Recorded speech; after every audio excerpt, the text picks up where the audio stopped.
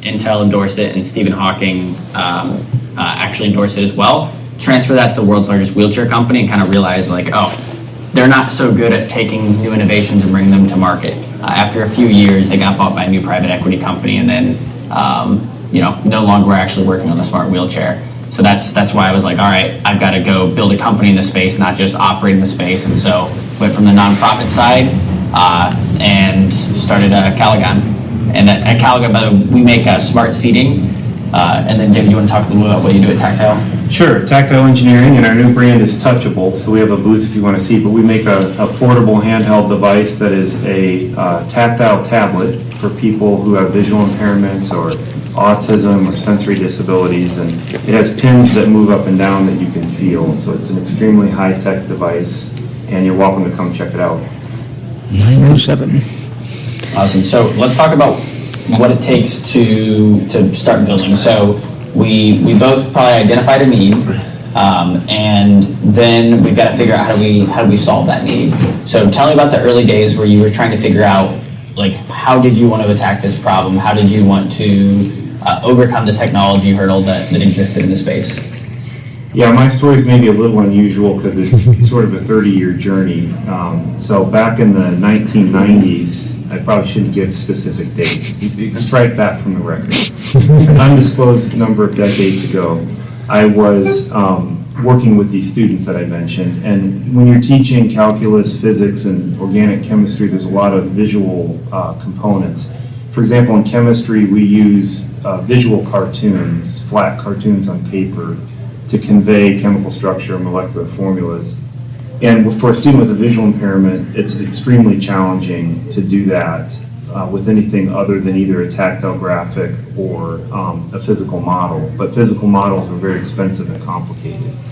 So we were producing a lot of tactile graphics, and we said, gee, there's got to be a better way than producing all this consumable material, which is complicated and expensive. And I'd actually gone out to the mall to a store called Spencer Gifts. I don't know if anyone remembers that. And they had this little toy that's a pin matrix that you can like put your hand on it and it makes an image of your hand. And I bought that and rushed back to the lab to show everybody and said, we need to make it so that the computer makes these pins move up and down so we could move this around. So we filed our first patent on the idea in 1998, and that's so long ago that's been issued and expired, well expired.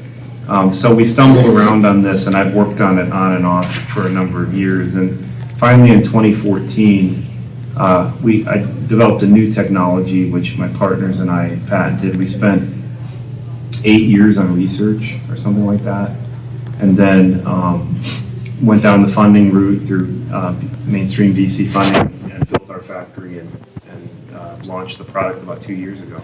So that's our story. That's awesome. So tell me about you had that first, so first you still have the old like pin toy from... I do have it, yes. Awesome. So tell me about some of the first prototypes that you had to build. So the very first prototype we built was, all handmade. I remember one of my colleagues spent 3 days polishing each of the individual pins that went into the device. And, back then, machine shop and there wasn't 3D printing, right? And everything was made very, very meticulously by hand with craftsmen. And we had to learn a lot of that stuff ourselves. But we assembled that together with a lot of resources from Purdue.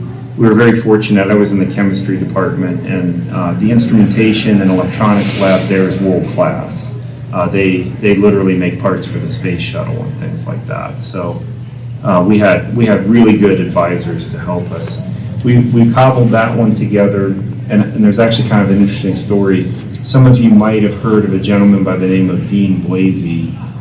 He is actually the inventor of the single line braille display, which is the most common braille display that's out there in the market. He actually flew his airplane to Purdue in 1998 to visit us, specifically to look at our technology and to evaluate whether or not he could commercialize that as a braille device. And he, kind of congratulated us and said, "You guys did this great job. It's wonderful, but I can't manufacture it." It's not ready for prime time. And of course, we were devastated. Well, about a year and a half ago, Dean Blasey flew his airplane back up to Lafayette, Indiana, to visit our factory and to take a look at our Cadence. And he said, "You guys have finally cracked it. This is amazing. You solved the problem. I can't believe you're still working on it." Congratulations. So that's a little story of that journey. That's awesome. That's awesome. And then for Calagon, it was something a little similar, where it was we needed to go and validate that our approach would work. And so we had this theory. So for people who utilize wheelchairs, they're often sitting for extended periods of time. And what that means is the blood flow the blood flow is actually stopped due to surface pressure. And so if you want to kind of test that, if you pinch your fingers and then you release and the color changes, or you kind of feel that blood flow back through, that happens to all of us when we're seated. And so the problem though is that can lead to the tissue breaking down over time because of lack of nutrition and oxygen. And what that does is it creates this sore where the tissue breaks down, and so it opens up, and then there's less blood flow because you no longer have the tissue's broken down. So it kind of creates a runaway effect that would tunnel all the way to bone. And people are like, "Oh, this is probably a niche thing." But what most people don't realize is more people die from that injury than car accidents, than almost any cancer. In the U.S., it's estimates vary, but in the 60,000 Americans that every year die from pressure injuries. And so in the wheelchair space, when we saw that the best selling and the go-to cushion for trying to prevent and heal these hadn't changed in 50 years, yet the rate of these injuries was not significantly decreasing, we're like, this is a problem that's still not been solved. And if we don't solve it now, it's been 50 years and no one else has made a big advance, it may not get solved. And so we had a theory that was, can we go and so we talked to as many clinicians, therapists, and end customers as we could, and we tried to understand hey, how do you prevent these today? And so along with that cushion, they would do this thing where they had to do a dip, where they held on to the armrest and picked up their butt. And per the research, you really need to do that for about 2 minutes every 15 minutes. Now imagine you've got to hold a dip for 2 minutes every 15 minutes. You're never going to drive the car more than 15 minutes. Eating, if you're in a chair, they make these chairs that tilt in space where you tilt back 45 degrees to take the weight off your butt. So that can work too. But imagine you're in class in school, or you're at a table eating. You can't tilt the chair back. You can't do that while you're driving. And so we're like, you only need 2 minutes of blood flow to 15 minutes based on this testing, or based on both the research and how everyone's trying to prevent these. We wonder if you can just give the blood flow one small area at a time, because if you only need 2 minutes, you have 15 minutes, you could have 7 different areas that each get reoxygenated independently. So that was our theory. We're like, how do we test that theory? So it was all the made-by-hand prototypes. We actually built our first prototype in one day. We went to Home Depot and bought a couple of those car break-in airbags that had the little pump on them. Then we went to Joann Fabrics and bought some foam. We had a piece of wood and we just wrapped a tablecloth around it. And we actually went to doctors' offices and wound care doctors, and we're like, hey, ignore the fact that this obviously couldn't go to market as is, but we just want you to close your eyes and pretend as though there's not someone pumping these things behind you. How do you feel? Do you think this is something that could actually solve the problem? So then we got interest and we're like, okay, we realized, we found that there was no fatal flaw from this concept of, using air pressure to change force. So then we just kept prototyping as quickly as possible. So the next version took 1 week, and we made an algorithm, and we used sprinkler valves. All the electronics were in a box that took 2 people to carry, but then it was able to automatically do that control. So we realized, okay, you can have a human in the loop, and there's not going to be a really, it's a hard control system, but we felt it was viable. So we just kept doing that, building by hand prototypes until a few months later, we actually had a fully functioning one that a customer tried to buy. Or one of the people we were interviewing, and that was where we're like, okay, this is definitely a viable product. We think it'll work, and so that's kind of our early messy prototype phase. Awesome. All right, so we've gotten through the early messy prototypes. We know it's an idea. There's clearly a problem we want to solve. let's talk about how do you go take that and turn it into reality? Because at the end of the day, you know, with my nonprofit, one of the things I learned was every wheelchair I gave away was one wheelchair. There's one person I was able to help. But if you can go build something that is able to scale and go, you know, and go, you know, leverage capitalism, build a business around, then you can do good in a way that can go help many thousands of people much more easily. So how do you bridge that gap? Yeah, I mean, that was exactly the same issue we had. You know, we had prototypes that we would hand build. We'd go to a show, and you know, people try to take them and walk off with them. Right? And we were really wanting to help individual people, but to do that, our whole system in the United States is built around what I would consider the word sustainability. We have a new governor in Indiana. He uses this word a lot, sustainability. And the idea is that you build something that can sustain itself through the system of commerce that we have in the country, as opposed to just doing these one-off projects. And I came from this environment where we were teaching students where that really was sort of a one-off thing. I would get a student, figure out a bunch of accommodations for them, the next student would come, and so forth. So that was a challenge, and I think there's a couple areas. One is, we talk a lot about universal design. I'm sure everybody knows that concept. That's actually really hard to do because you have to design something that's generic enough that anybody could use it. It's accessible in the broad sense of the word. Somebody could walk up and have some utility with it, but it still has to have the specific features that benefit that individual. So that's one component right there. We had dozens of different prototypes, all different form factors, didn't look anything like this. And we eventually settled on this after a lot of research with people, putting prototypes in their hands, getting a lot of feedback. The second thing is how to actually make these more than one at a time. So just because I can build one is irrelevant to whether or not we can actually satisfy consumers. So in our case, we came to the disturbing revelation that we had to build a factory to do it. So originally we thought we would license this to other companies that are already in the space, and they could make it. And those companies came back to us and said, this is just way too complicated. There's no way we can do this. You have to make the whole thing, and then we could help you to distribute it. So we then realized we had to build a factory. Of course, then to build a factory, that involves a lot of money. We call it capital. We have to buy all the equipment, we have to hire the people, we have to get the space ready. So at that point, I had concluded the only way to do this was to go through the traditional venture capital route and raise money. So that was a critically important step in making this from prototype to sustainability. Raise the money, then build the facility and the people to do it, and then train those people and develop the procedures so that I can do things like show up at a conference and units are still being produced while I'm sitting here talking to my phone. So that's kind of my story.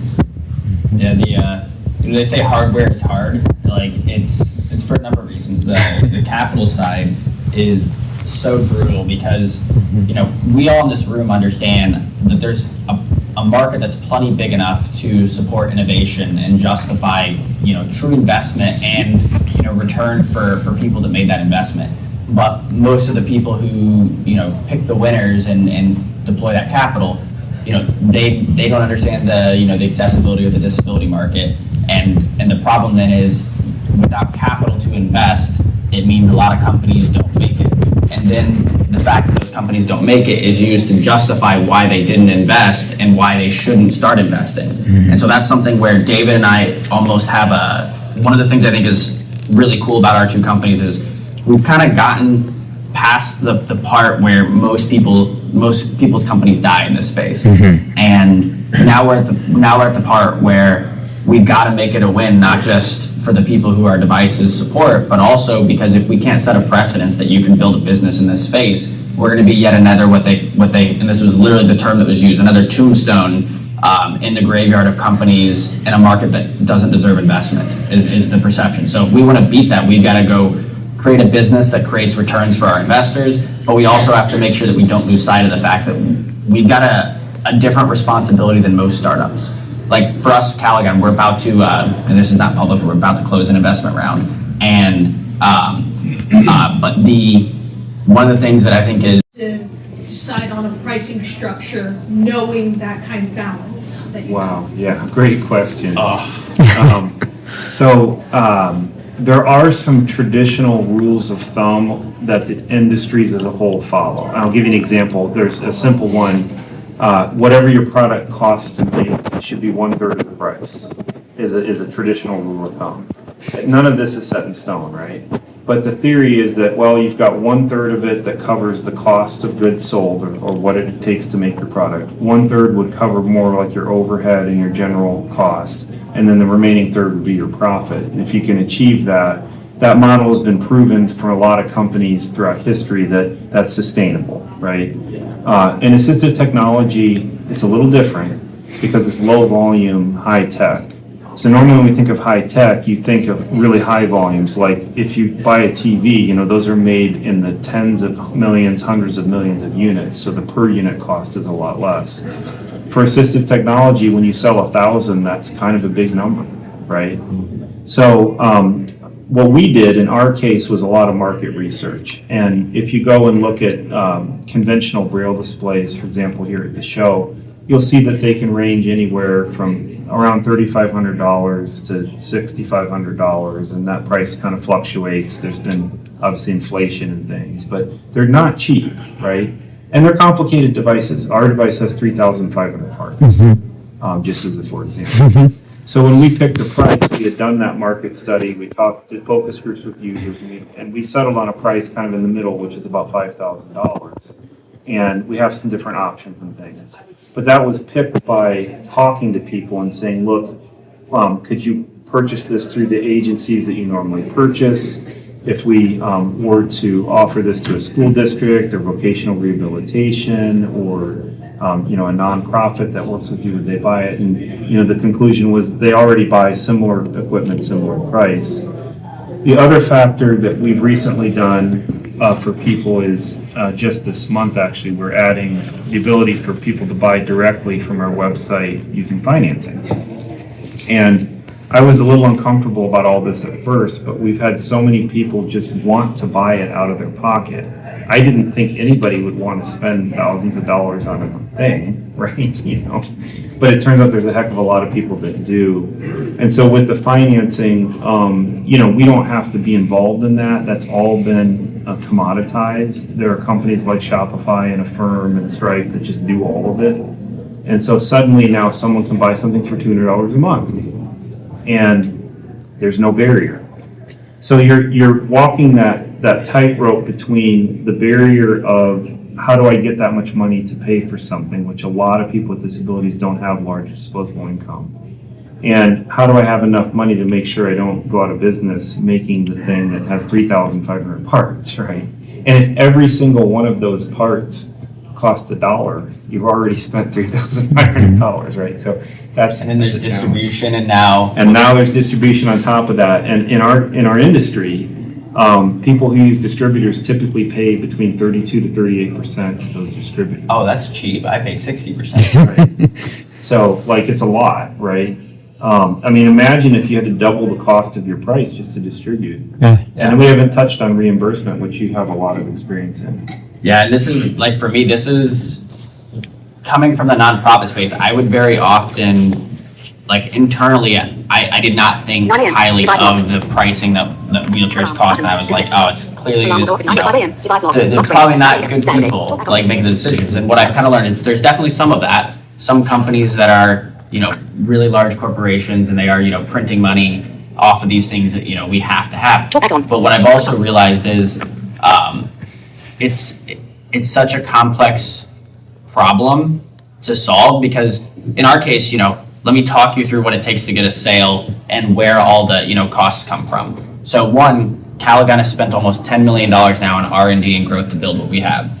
That's got to come out from somewhere, and we're not selling millions of these, so it's not like that's only $10 adding to the cost. Next, you have the fact that so we purchased all of our parts, we do manufacture here in the US. Labor here is 10x if you're comparing your TV, it's probably more than 10x what someone's getting paid to go work on that. And it's so high volume that there's not even many people working on it. And so now you've got, this moderately, expensive or extremely expensive to build product where our price point to build is probably more than what a consumer would guess that it should cost to buy it if they just look at it with the lens of a TV or something. Next, it's we have to pay our own in-house sales reps to educate because the market's very dispersed. So educating therapists, things like that to know this exists. Then we have to pay an independent rep. That's 10 to 15%. So we have to pay our own sales reps commission, independent reps commission. Then the dealers who then charge Medicare, like Medicaid, all that. For us, we have to give them a 60% off of MSRP discount. So the price you see, Calagon is only getting 40% of that. And then we have to give another, after you get that 40%, 15% of that goes away to a distributor who's also there. Then another couple percent goes to our in-house salespeople. Then we have to pay to manufacture it. Then we have to pay for our engineering. So you see quickly how the pricing gets out of hand, or appears to get out of hand. And that's where, for us, we actually don't sell direct anymore because in our market, if you try to go separate from the current main channels, those channels are dominated by a few players. And so if you go against that and don't play by their rules, then you have no way to bill insurance. So in our market, because of some fraud, over a decade ago, as a manufacturer, I can't go bill insurance. A therapist cannot go to me and say, I'd like to purchase this. Let me go send it in for reimbursement. It's got to have this supplier or wheelchair dealer in the middle who has to sign off. And so because of that, if I go try to sell direct, those dealers don't like that because it threatens their business model. They would rather have you go cash pay from them. And so for me, I realized because more than 90% of the wheelchair cushions are purchased through the insurance model or a reimbursement model, if I went and sold direct and tried to keep my price point as low as possible for direct, there was nowhere near enough margin for the dealers. And so the 10% of people that cash pay could have maybe had a little bit better access to it. But then the 90% of other people who wanted to help would have had zero access to our device. So that's where, from a pricing model, you have to figure out, like if you go the direct route, you can price much, much lower. But if there's not enough individuals who have the financial capacity to pay for it direct, but then now they can't get it through insurance because there's not enough margin for the people who bill insurance, well, now you've helped no one. And so that's where it's the pricing. You kind of have to pick your lane and send it. It's really hard to straddle both lanes there, and that's where you'll sometimes see wildly different pricing on a couple products. But one of them is reimbursable, one of them is not, because someone's got to pay the expert in the wheelchair case who goes and fits the wheelchair, takes the measurements, services it, drives to your home to do that, and that's all obviously quite expensive. Yeah, actually, we didn't even mention this part, but I'm sure a lot of you know, almost unique to our industry, but almost every product in our industry requires what we think of as custom fitting from a practitioner of some sort. So an assistive technology practitioner will go and work with the individual to either fit the product to them or train them in how to use the product. And I can't think of really anything I see in the exhibit hall that doesn't require that. Well, that's an expense. Those people are not cheap. And it takes time, it takes money and effort, and that's not something you need when you buy a TV from Walmart, right? You don't have to custom fit it.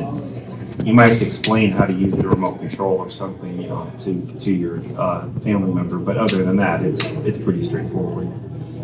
Yeah. So does that answer your question on pricing? Yeah, that was extremely helpful. Thank you. So there's a lot of very specific insights surrounding this very specific industry. Oh yeah, absolutely. And that's something where if you ever need any help with that, feel free to reach out to either of us. Happy to share the learnings, most of which we learned the hard way. Kind of related to that, I suppose. How do you figure out how good quality, I guess, what quality your product is, how long you should set a warranty for it, how much cost does that, take out of your profits when somebody says, hey, there's an issue, this isn't working, I need a new one? Yeah, wow. Great. This is a great question. So in our case, it's very challenging. I mentioned we have 3,500 parts. What happens when one of them breaks? One part breaks. When we designed our product, we first had the initial pass, which is just getting something that worked, right? Making a prototype that did the function. We had an entire second process, which is called design for manufacture. And that's a little bit of a different specialty than the overall product design or invention. So what we did is we went through the entire thing, cradle to grave, all 3,500 parts, and we looked at how we can make it maintainable and repairable. So in our case, our device is modular on a number of levels. The individual units can snap together to make a larger screen. Inside the device, each of these has 12 modules. So if a pixel goes bad, you could pop out one module and put a new module in. The whole thing is designed to be taken apart by somebody, even a user potentially. You can actually put the top surface in a dishwasher and clean it. If your finger oils, jam up the pins and that type of thing. All of that thought was put in. The type of plastic that we used is, durable and UV resistant. All those little tiny details you would never think of. That was that design for manufacturing step.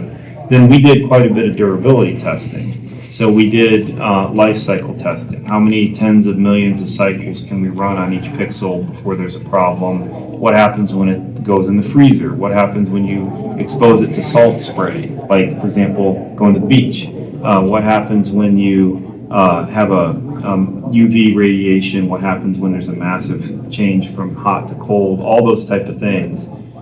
We actually went out in the parking lot and I ran over it with one of our employees' trucks.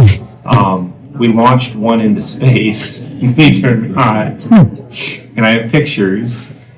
Returned it to Earth and turned it back on to make sure that it still works. So we did about everything we could think of. And then we still have to support it, right? And we've been lucky. Almost all of our support, like 90% of our support, has been drops. Somebody dropped it. Look, you drop your phone, you're going to have a problem, right? What we learned from that was at least we can repair quickly and get back to the user. Usually our turnaround is just a day or two to get them out a new unit, so that's been great.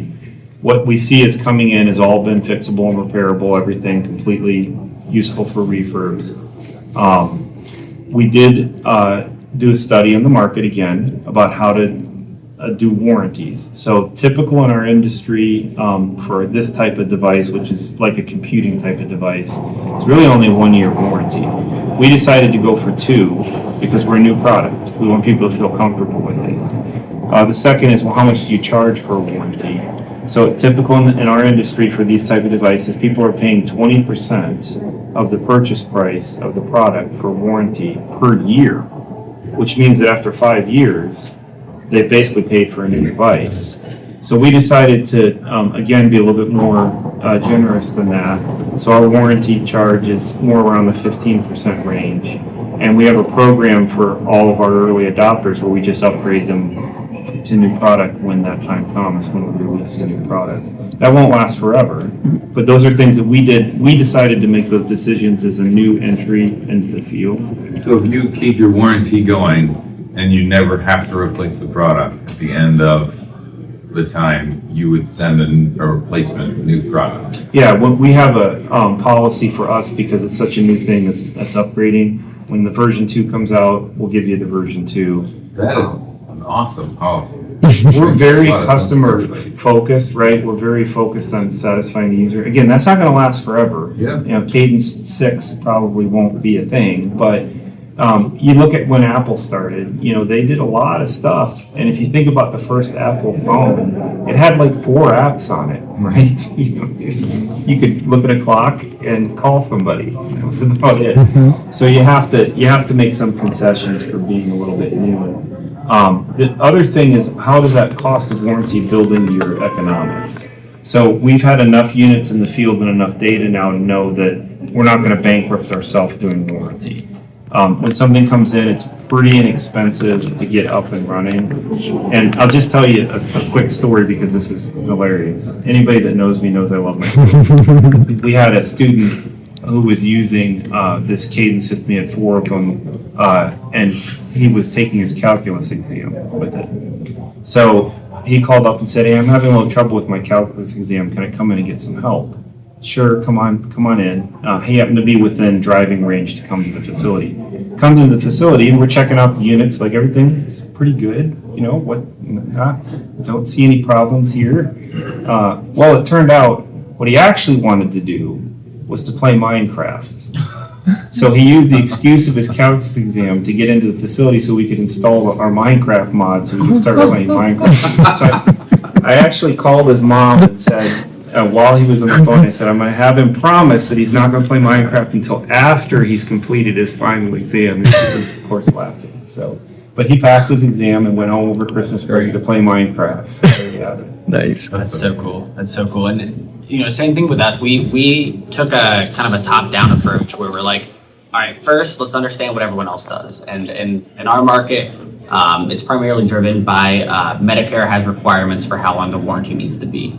And so, one, we looked at, okay, is that acceptable? What is the typical like length of time? How do we figure out like what parts are going to wear and make it, you know, cheap and easy to service? So especially our very early ones, when we didn't know, you know, what the reliability was going to be because we didn't have, you know, 1,000 of them or more in the field, we really focused on making it serviceable. So we had the control box totally separate to where if someone's control box for their cushion went down, most people would be like, oh, ship it back, we'll repair that one. But then we're like, what are they going to do for the week or more or however long it takes to ship? That's ridiculous.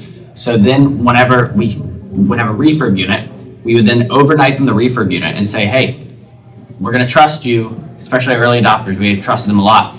Stick yours back in. There's another label. Put yours in there. You can use this refurbished one. Then theirs would come back. So then we could repair theirs, and that would be on the shelf ready for the next person who needed one. So that was our way to give someone like instant, support, or near instant, next day fixes. We actually I learned this from Tim and copied his model, so we do the same thing. Yeah. Cool, yeah. Yeah, and so because with us, the cushion was the custom part, the control box was the same. And so with the cushion, we could go ship them parts like a cover or the foam or the bladder assembly all separate.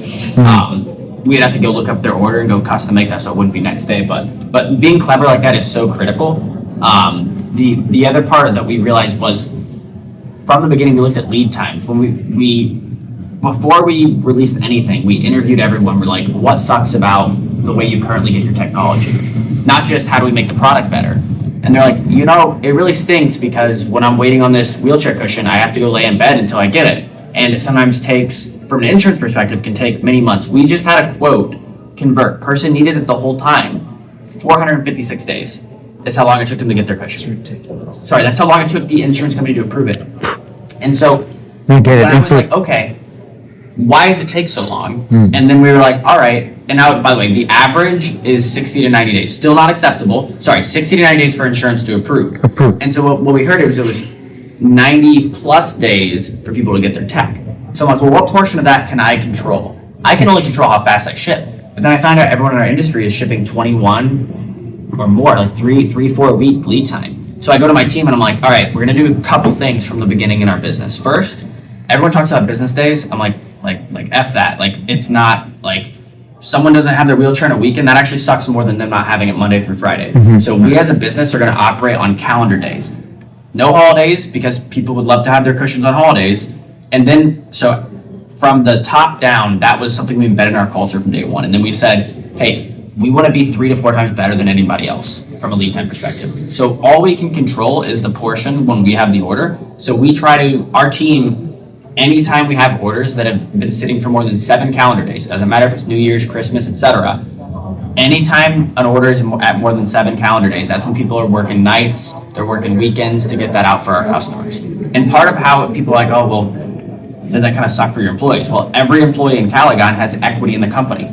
And so I wanted to align incentives. And so we have it where, these individuals who we're trying to serve, if I want the customer to be the center of everything, I need to make sure that my team gets rewarded when they reward the customer with great service and great product. So that's where we're still majority, for now, employee owned. But even if we're not majority employee owned, we've got it set up where the employees effectively control the direction of the business. And so everything from our lead times to our repairs and warranties, all of that had to be considered early on. And so it was more, the decision was made based on what's the best, like with David here, what's the best for our customer, and then how do we make that work economically? And so that's where we got creative with, the quick turn. And that's where we had to do our manufacturing in-house too. We actually chose completely different manufacturing technologies so that we could more quickly go make a custom product. Yeah, and, I just was thinking as you were talking, we had a customer drop their Cadence and break it on Christmas Eve, and we shipped them out a replacement on Christmas Eve, which normally would be a holiday for the workers. And it wasn't even a question of, it was just an assumption that we all had as a team. And we also do employee stock option program for the same reason, to make sure the employees are incentivized. Obviously, in a factory setting, the number of units you make is a big deal. And so trying to incentivize people to make more units is great. If you can make more units during the same workday, then everybody wins from that. Exactly, and that was too like this year. The team had been working really really hard in December, and it was getting to Christmas. But we have a new backrest that came out that we're still working out the kinks in the manufacturing process. So the equipment that makes those, I was in on Christmas Eve and Christmas Day, making sure those machines kept running, so that because our customers were not having their backrest during that time period. And so it's kind of it's the status quo. We're in a market where people really depend on what we do. So the warranties and all that should be based on how best to support them, so that they can have the tech they need when they need it. And that's the thing, just for everybody to consider. I get asked a lot, how do you become an entrepreneur? So I always tell people, you have to be a little bit nuts, right, to want to do this. It's very demanding, and the rewards are spaced pretty far apart. But when you do get the rewards, they're immense. And I'm not talking about financial rewards. If you're going to be an entrepreneur because you want to make a lot of money, there actually are a lot better ways to do that. Go buy a parking lot or something. Yeah, exactly. But when you are able to change somebody's life, and you see that happen in front of you, and that's with a product that you and your team built, you can't put a price tag on it. It's priceless to see that. I've been lucky to be what I kind of call the tip of the spear, that I go to these conferences, I meet with customers, I watch parents cry when their child is doing something for the first time in front of them, and I wouldn't trade that for anything. It's a blessing to be able to be in that position. And so the game you play as an entrepreneur is making things stable enough, sustainable enough that you get to do that. If you don't, you lose the fuel for why you're doing it in the first place. Because you're in on Christmas Eve, you're in on Christmas Day, you're eating McDonald's in your car an awful lot. You're on a conference call at 9 p.m. with somebody on the other side of the world or something. Why would you do all of those things? That's not normal. Most people, work their job and go home. You do it because you realize that you're making a difference in the world. And in our industry, if you don't have that as your starting point, you've already lost before you start the game. No, it's really true. You got to have a passion for it in this industry. Like, there's a lot of hurdles that other industries don't have, but it's also one where the satisfaction when you get wins is amazing. How many industries do you have? Some of your customers, sending you Christmas cards, like. Right. That doesn't happen. So Harshit here with a question, actually. You both had the product end, but what about services, right? So you mentioned nonprofit as what you started before. If you could give some insight on your journeys, where between that nonprofit or service structure to an actual product that you made, how would one go about that, or if you could give insight on that from your experiences? Yeah. So. To make sure I understand the question. So like the whole, because you're a product, right? It's actual physical product that's sold, but then someone might be in the industry of a service that might give something similar in the AT field, perhaps, right? And so between when you started with your nonprofit, for example, you said you were a nonprofit at first, but then you had to pivot, and then you became, connected with these certain vendors, as you said, distributors. What was that journey like as far as choosing between who you were at first, like the servicer or the product maker? Yeah, so I actually still run my nonprofit. Okay. So in my case, they're completely separate. Okay. But the nonprofit's where I've identified the need, and then I realized I wasn't going to be able to solve that need with the service model, because I realized, like, okay, am I going to be able to get someone to go donate $10 million to go develop this? Probably not. But could I sell someone on building a business on it? So that was where the mental shift I have is, I kind of think of it like, I think of Calagon as a nonprofit masquerading as masquerading in capitalism as a for-profit business. And the way we serve our nonprofit needs is basically you can do well by doing good. And so we actually flipped the mindset we had to do was apply from the service side, always putting the customer first above all else. Okay. We had to add investors. So we took investors and added them on the bottom of the priority list. And the theory was if we take care of customers first, they'll take care of us, go tell their friends about it, then we'll go sell more product. And then by selling more product, we're gonna have the money to take care of our team, our partners. And then if we take care of our team and partners, we're gonna get the best engineers, the best team members to go build the best products to make the customers more happy so we sell more, and then the investors are happy. So very often, people take the approach with capitalism of, let's go find where I can get the highest margins, let's go find the easiest, fastest way for me to go make money or scale this. Because I came from the nonprofit space, it was first, how do I just solve the biggest problem that it's valuable to someone, and then take care of my people, and then hopefully be able to take care of investors in the end if we do the first two right. Thank you. Yeah, and I think it was pretty similar for me. I started a lab at Purdue University, so really that is a nonprofit endeavor. And we were, like I mentioned, we were doing one student at a time, very customized, and it was heavy in the service. So if someone would come in and we do a lot of, I would be teaching them, the Haber cycle or something in chemistry. Like it was a very specific thing. And we started to get all these inquiries from all other universities and students around the country, in some cases even other countries. How could we do this or that? And it was then that I realized that this isn't going to work. The way that we're doing it is not feasible to reach all of those people. It's got to be done in a different way. And it was right about that time that the entrepreneur program at Purdue started, and the president approached me about doing that. And that sort of hit a light bulb with me of, oh, right, yeah, that's how you're supposed to do this, right? But I would say we're very similar. I often think of us as a nonprofit masquerading as a for-profit. Don't tell our investors that. Yeah, do not. But it's, I'm not sure how to do it otherwise. If any of you figure it out, let me know. When you guys were starting, you guys have an idea, you now have a product. Did you have all of the skills and know all of the right people to get that product from your mind out the door? Or like, oh shoot, I have no idea how to do that. Am I gonna go and YouTube it? That's probably not really practical for a product that doesn't exist. Wait, I have a great quote for this. It's, everyone's probably already heard this quote, but it's I did it not because it was easy, but because I thought it was easy. And that would be definitely at the beginning, the naivete of thinking I could bring this to market with what I knew. And well, I would have to learn, but I was like, we got this, we can do this. It was way harder than I thought. There was way more I needed to learn. The key is to just be resilient and keep just running through the walls. Whenever a problem pops up, the number of problems that YouTube has helped. And man, I wish ChatGPT was around when I first started. How to negotiate a term sheet and how not to get screwed by early investors. I had to build so many relationships. I had so many mentors who taught me that stuff. And I'm like, man, I'm mentoring these other people now. And I'm like, actually, you can get the same answer I'm going to give you from ChatGPT now. Like here's how the term sheet works. Here's how the math works out. So from a skill perspective, you have to be super resourceful, but you're not going to have anywhere near the number of skills that are needed. And most entrepreneurs I know that are doing truly innovative things are coming to the table, understanding the problem, and having a ton of passion.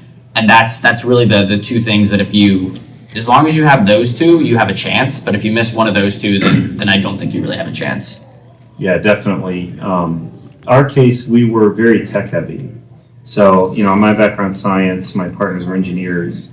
So we felt pretty confident on the technical side, that we saw the path to get to where we needed to be. We also had some prior experience with other ventures we've done, manufacturing high-tech products.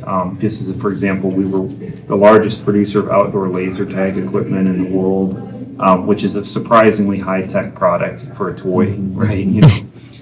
We had done, anybody ever play the video game Rock Band? We had made drum equipment compatible with Rock Band, so you could actually play real drums while playing the Rock Band, stuff like that. So we had some experience in high-tech stuff that was maybe more niche and lower volume. The business part, though, effectively, we drew straws to who got to be the CEO, and I got the short one. That's why I'm sitting here. And I knew right away that there was some stuff with financial and investors and sales and marketing that it wasn't my strong suit. But I had a network of people that I did know. And Purdue helped a lot with this. And they have a network as well in their investment community. And so what I did is I went to my network and the people I know and people like Tim, and I said, how do you do this? How do you do that? How do you do this? And just yesterday in the exhibit hall, I was talking to another entrepreneur, asking him about how he does his email blasts. Because every time he sends one of his update emails for his product, I open and read it because it's just awesome. And I want to know what's happening. He has a 50% open rate. I'm like, wow, right? How did you do that? So I'm always asking people, I never assume I know anything. I usually actually assume I don't know anything. And that served me pretty well. The beginner mind is a real key there. It's set your ego like at the door. And I would say like my best trait is I'm very coachable. And that doesn't mean I'm listening to all the advice, or that doesn't mean I'm taking all the advice I'm getting. It means I'm listening to it, processing it, and trying to always say, like, no matter what advice I get, I'm always like, what context are they coming from when they give me that advice? And then I'll go, I think of it like a verbal iteration is what I call it. I'm sure there's probably a better term for it that someone else come up with, but I'll go bounce ideas off a bunch of people who I think are smart, and no matter what their background is, I will really process it, and then I'll go and use that to go make my decision on my path forward. And so a lot of people assume that, your great leaders are these people who just know what to do. They don't. They're the people that know how to listen, that can set their ego aside to learn from anyone and are always learning. Otherwise, you're eventually going to cap out on your potential. And so early on too, it was not being afraid to ask a dumb question, and not pretending that you're smarter than you are. Yeah, and then you screw up a lot. And so then it becomes easy to tell somebody, don't do that, because here's what's going to happen to you. Yeah. Oh, there's so many people that want to give advice too, who have no idea what the hell they're doing. Mm-hmm. Like, so one thing I always tell, like, with people I'm advising, I'm like, you should think about, am I competent to give you the advice I'm giving you now? Here's the context that I'm coming from. I'm an entrepreneur. Here's what I've gone through. It may apply in this case, it may not. And so, like, there's a lot of people out there that try to give entrepreneurs advice who have never done it. Mm-hmm. Don't listen to those people. Or rather, listen and take it into account, but remember, they'll go try to speak in definitives and tell you what the answer is, but if they've never done it, they probably don't actually know the answer. Mm-hmm. But there's a lot of traps there where early startups, people will come in and try to give advice and then be like, give me 5% of your company, I'll pave you a path of gold. Never take any of those. Like, I have a rule with consultants, because consultants are a great way to solve these problems. It's if they have not driven enough value to me that I would be happy to pay them for what they've already done, then I will never consider hiring them. So like a good consultant, from talking with them, they should be able to be asking questions about your problem, understand enough about it, but that just the conversation of them asking questions and making comments should be teaching you things where you're like, shit, that makes a lot of sense. Like, man, why didn't I think of that? And that's one of the ways that's how I personally avoid that trap. And as a company, the consultants that haven't worked out, most of those are ones where my team members who picked it weren't able to come to the table and say, here's what I learned from them while they were selling me on hiring them for their services. Yeah, definitely. And so, I mean, this is why you raise money, because you're going to have to hire people in different specialties. And it's not always going to work out. I can think of a lot of things where it's like, well, there went 20 grand. It's like, I've got to go. And in my head, I'm like, how many cushions do I have to sell to make up for that mistake? Like, I'm doing that math all the time. And even coming to conferences, that's what you also have to look at. Like, getting the word out sales and marketing is honestly one of our biggest expenses. And so that's something, if you can find ways to kind of hack that. And right now, I do think for the first time, we're seeing in our space, the wheelchair space, the end consumer have a louder voice than they have ever. Awesome. And the key is a lot of people don't realize they have that voice and have that choice. Mm-hmm. And that's something that's really exciting for me to see. Now, it's a double-edged sword, because there are companies that are willing to go make claims in our case, a lot of people are very desperate to solve this pressure energy problem. Their life is at risk. And so there are companies out there that aren't real companies that, go private label something from China that's for the consumer market. Then they go try to pitch it as medical, hit you with a bunch of Facebook ads and say, I swear to you, this is going to basically cure cancer and solve what you need. Yeah. And then they'll get end consumers to go cash pay for things. So you have to be really careful about those. But what is really cool is the fact that there is now the ability for the end consumer, besides just talking to their local friends, to go do their own research rather than have their therapist or their ATP just dictate what they get without knowing what their choices are. So it's more of a side rant thing, sorry. I wanted to bring a point to that. So you mentioned like the consulting part. As far as an advocacy aspect of things, what was your advice to people that you may know in the industry that maybe, okay, for Dave, people that may be blind, for you with wheelchair, where does advocacy work for giving people the right way of information? Like we mentioned, Medicare and stuff, we mentioned like the time it takes, for something to improve. How can we educate for advocacy work that this is where you start, or starting point from your both different product ends? I think a big part of it is training people to be able to self-advocate. If you can, through advocacy, like get that word out there and you really teach that, help people understand what powers they do have in the situations. Because a lot of times, like in our case, helping people understand the reimbursement process and why it takes a while, because then you might realize, like for us, we found out we don't have a way to really help this. We try, but often what happens is, so the therapist and then the ATP. So the ATP will fill out the quote after their eval, send it to the therapist. The therapist has to then sign off, write the LMN, all of that, send it back to the ATP. The ATP then has to send that to insurance. Typically, they're going to get denied once. They'll go back and forth, reject it. So all those handoffs, what will often happen is, like, it'll sit in the therapist on their stack, and the therapist won't realize the ball is in their court. And then it's kind of like the whole Spider-Man meme. So if you have someone that understands the process, they can then go ping the therapist and be like, hey, have you gotten the forms yet? If no, let me go to the ATP. Hey, can you send over those forms to the therapist so they can submit them? And then, because a lot of people are like, oh, insurance takes 3 months to approve it. It's like, nah, insurance is like 15, 20 days. But getting everything to the insurance company and then all of the back and forth, because then when the insurance company rejects it, now it's going to sit on the stack. Now that whole back and forth with the therapist and ATP often happens again. So teaching people the process of what's happening behind the scenes can help them identify like points of leverage to go. So in the wheelchair market, I would say that would be the best way to educate and advocate. No, that's actually kind of similar. So in my case, I kind of came from an advocacy background, so I'd been an advocate and done a lot of things, and I'd worked a little bit, quote, on the other side. So I had been a consultant that Voc Rehab had hired to help people set up their equipment and, help them through the process. So I knew a little bit about that. We do sell a lot through vocational rehabilitation, and it's kind of a similar process. A lot of people are afraid to advocate for themselves, or they don't know how. And a great example would be they go and say, oh, I saw this really neat device. I'd like to get one. I think it could help me get a better job. And the Voc Rehab counselor says, denied, right? Similar. But if the approach is, I have an opportunity to get this particular job at this particular wage by buying this particular device and doing this particular program, then the counselor might say, oh, do you have information on that? What? Let me know the vendor. But, then we have to go and register with that particular office. We have to then do the back and forth. Some consumers are great about self-advocating, and some consumers are terrible about it because they're afraid. Well, I'm afraid They're overwhelmed. They're overwhelmed, Like, If disability ask, tax and then having to do self-advocacy on top of that. it's a lot. It's a lot. I mean, just like one of the biggest problems I had with a customer in Alabama was him physically getting to the Voc Rehab office because he can't drive.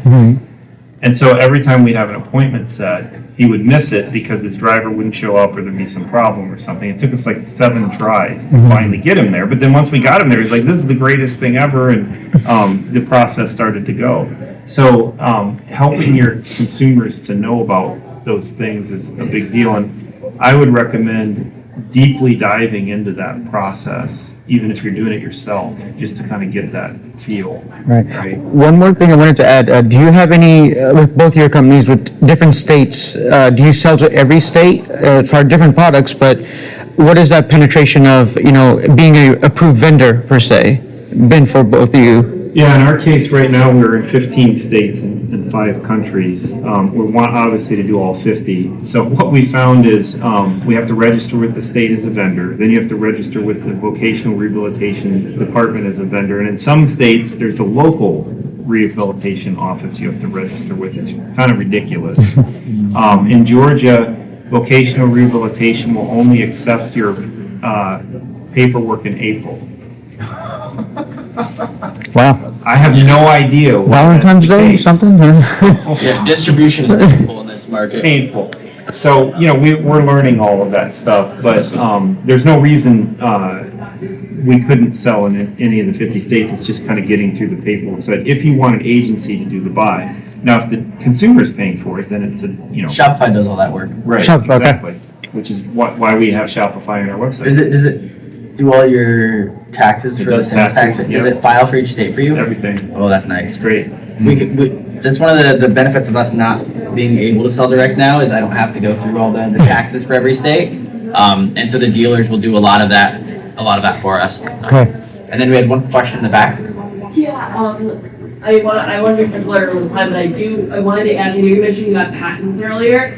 I am trying to navigate that a little bit and trying to weigh the benefit of what it's worth to really invest into that patent Yeah. versus when it's better to get to the market early. Yeah. And then subsequently, when you're investing in that patent, you have to pick one utility, of course. Yeah. So then, really, how are you justifying that cost? I'm sure like venture capital has something to do with it or some kind of additional stream of income, but just more information about that would be wonderful in your insights. Yeah. So you and I have very different approaches. Right. Yeah, I'll let you. I'll you start, do your I guess. approach. I've done a lot of patents. Spent a lot of time and money on them. So, the first thing to understand is that if you file a patent, that makes all of the information public. So if you're filing a patent and you're not going to practice that intellectual property, IP, you're wasting your time because all you did was disclose it to everybody. So in that case, if you feel like that would be bad, that's better to go as a trade secret. Now, the downside to keeping things as a trade secret and not filing a patent is there's nothing to infringe, right? If someone else copies you, you don't have any defense against that other than just out-marketing them or having a better product or whatever. But filing the patent gives you that protection, but also that protection only works if you have the money to pay for litigating the patent, right? There are some things that the patent office offers to make it a little bit easier. So the first one that's very powerful is a provisional patent, which is what everybody should start with. And that can cost you $1,000 maybe, and it buys you a year before you have to file the full patent. That full patent can vary. It depends. If you're doing US only, it might be $10,000, $20,000, depending on your attorney. If you're doing what's called PCT and filing in a bunch of different countries, you can get into hundreds of thousands of dollars pretty quick. Now, there's some time limits. Your lawyer can help you stretch it out. Not all that money comes all at once, but within about 2 years, you're going to be paying all that money. So you have to decide early on what your strategy is. What I tell people is, hold on to the trade secret for as long as you can, file the patent at the last minute, so to speak. But remember, if you do any public disclosure without an NDA, you have invalidated potentially your ability to file the patent. Only international. In the US, you still have a year. You still have a year, right? If you offer it for sale, right, then you start that clock ticking. The other thing about it is you have to be really careful in your interactions with people. So if you think about, I'm going to go to approach an investor, I'm going to go to approach a distributor or whatever to explain my thing, what do you need to disclose and what do you not need to disclose? Almost no investors will sign a non-disclosure agreement because they hear 100 ideas a day. And then how do they know your thing isn't going to copy the other thing? So for them, just don't give them the information that you feel is proprietary. They don't need to know it anyway. They just need to understand what your business model They is. seem to know that you're thinking about it. With patents, it's what I found. Not a single one has read a patent that I'm pretty confident none of them have. They just want to make sure I have them. Right. And they need to make sure that they're checking that I can articulate the protection they provide. Right. And so my patent strategy is a bit different and has actually changed recently with AI. So we previously budgeted about 30 grand per patent. So it's same range. I had this random like ad from another startup where it was like, hey, do most of the work yourself. Because by the way, our patent attorney costs $700 an hour. Like when he's 1 minute late to a meeting, I'm like, you owe me $10. Like that's what I'm thinking in my head. I can't say that because I have a good relationship with him. Right. Yeah. So he is a great guy. But so I'm like, okay, how much of the work can I do myself? And this like ad for this is like called like Patently or something. And it was like, hey, we use AI to do a bunch of the work for you. And so I'm like, okay, maybe I can save a little money here. So I'm like, I managed to aggressive. They wanted me to pay up front. I'm like, no, I don't believe in this yet. It's too early. It's like a year ago. Give me a month, and if it works, then I'm happy to pay for that month and then pay for the sign the year contract. So we tested out. It wasn't quite there yet, but then through that process, I would talk to my patent attorney about this new strategy, and magically it was like, oh, actually, I'll do a fixed price patent now instead of a per hour. And I went from spending $30,000 per patent to $3,000 because the Patently guys, whenever I was trying to cancel to try to get me to keep using, they're like, hey, we found a patent office that will offer you to do a fixed price one for $2,500. And I'm like, well, I really trust this other guy. He already knows my business. So I went back to them and they're like, well, we'll do it for $3,000. And I'm like, let's go. So I'm literally spending 1/10 as much on my patents now. Now that's just in the US, that's just fine, it's not filing fees, so I'm probably spending $4,500 on a patent now. Now I'm doing more work, but like I'm using AI a little bit, but really what I'm doing is they're using AI and they weren't gonna cut me that discount until I came and they were gonna lose me as a customer. So really them using AI has made them more efficient, and so I was able to get it way cheaper. So my strategy now has changed dramatically, where I'm doing a lot more bite-sized patents, and I can go lay a much broader minefield because my price point is 1/10 what it was a couple of years ago. And so I remember I went to my board and they actually made fun of me a little bit for this. I'm like, hey, our total number of patents is like 5 at that point. I'm like, I'm gonna do 9 this year. And they're like, that's a waste of your time, that's really stupid. I'm like, no, I have this strategy. And then they're like, well, this is crazy. A month later, I'm like, hey, I already got 3 of them filed. I'm like, it was $9 grand. And so that's where my strategy is keep things as provisionals as long as possible. So I'll go file something as a provisional. Even if it's ready to file, I'll sit to the final date because that provisional doesn't get disclosed publicly. Exactly. And so then I'll have my attorney draw it out where it doesn't actually get publicly disclosed as long as possible. So now people who I know are trying to compete with us, they're copying my tech when it becomes public, like you talked about, from that was 2 years old. 2 years ago. Exactly. So I'm already 2 years ahead. And also, if they imagine there's a minefield, sorry, we can finish up. Imagine patents like a minefield. Someone's gonna come behind you and follow your path. Once they see your path as a business, see that you got a market, you had to stumble your way to get that, so they can walk a straight line. I love analogies, by the way. So what you're doing with patents, you're laying some mines behind you. Certain mines they can see and they have to diffuse. So they see a patent, they've got to work around it.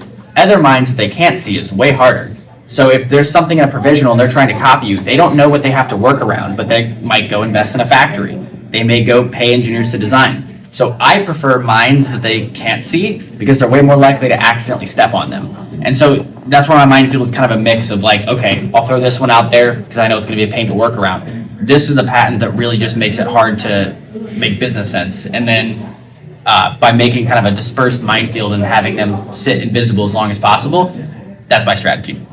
Thank you so much. That's incredibly helpful. And I know we're at A few years.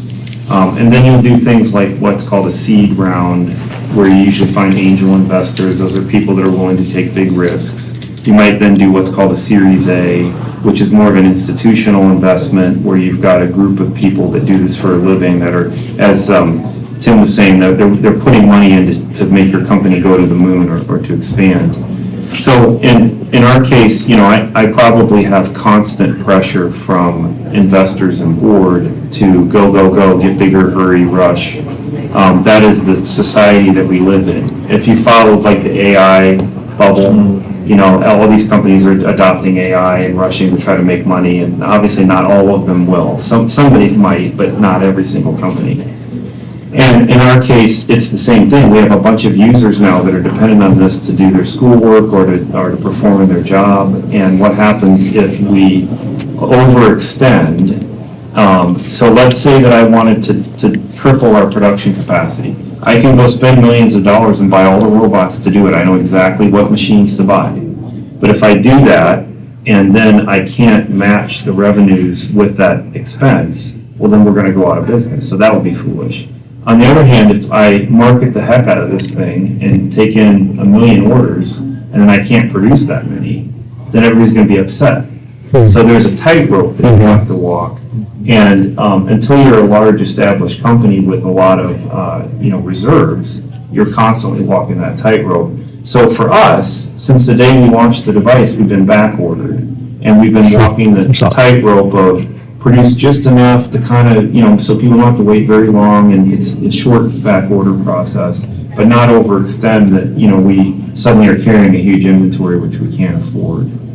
And I think, if you walk around the exhibit hall, you're going to see a lot of smaller companies similar, where, they're servicing individuals, but they're trying to get to that next step.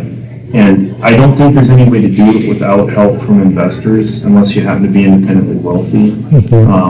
And so you have to make sure that the investors you attract understand that it may seem like you're throttling back, but what you're doing is for everyone's benefit, because if you go too fast, the whole thing can just go poof. Yeah, and what a lot of people don't realize as well is they're like, well, you could just slowly keep growing production. And we have a little bit of feedback. Pull that down. Yeah. But I think what people don't realize is that with hardware, especially when you do your own manufacturing, that's a difference that truly, really innovative companies in this space often have to do their own manufacturing, because contract manufacturers also, like the investors, don't see a big enough business to go build a factory for this. And a factory is incredibly expensive. Any minute the factory is not turning, if you've got equipment that you've leased, that lease is building up, you're having to pay the rent, the air conditioning. I mean, we're in Florida for our factory. I mean, heck, I'm spending $50 a day on air conditioning. It's something where to get to the next step often requires more square footage, because if you have too much extra square footage, then you're going to be paying for that when you're not producing. So if you want to go build a new line, you can't just go take each part and inch it up. You've got to basically double your factory to get to the next phase, which is a big bet. And so that's where in this space, there's so many of those challenges, and it really is a tightrope that a lot of people don't realize. And one of the things that I think is important is for us to be transparent with that, and also with other founders to go support them, because the support's not really out there for founders in this space. And so we really gotta stick together.